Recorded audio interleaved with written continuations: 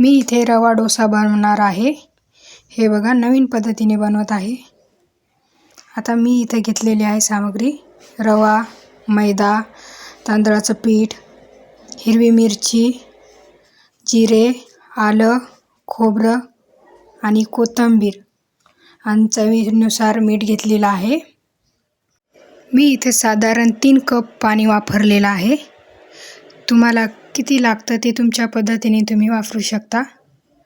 रवा जाडसर असला तर जास्त पाणी लागू शकते। माझा रवा बारीक होता म्हणून मला 3 कप पाणी लागलेलं आहे।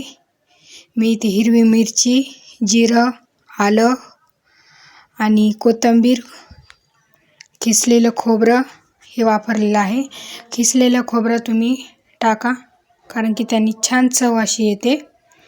आणि शेवटला हे सर्व हे झाल्याच्या नंतर त्यामध्ये तांदळाचं पीठ टाका। शेवटलाच टाका तांदळाचं पीठ कारण की ते छान असा क्रिस्पी होतो। आणि मी इथे ज्या पद्धतीने टाकत आहे त्या पद्धतीनेच तुम्ही पण टाका। त्याला टेक्स्चर जास्त छान येतं आणि क्रिस्पी होतो। या पद्धतीने जर तुम्ही टाकला तर यासोबत तुम्ही शेंगदाण्याची चटणी, खोबऱ्या चटणी करू शकता। माझ्याकडे वेळ नव्हता म्हणून मी तुम्हाला हे सॉसच दाखवलेला आहे। माझा जर डोसा तुम्हाला आवडला असेल तर लाईक करा आणि मला सपोर्ट करा। तुमच्या सपोर्टची गरज आहे। Bye bye.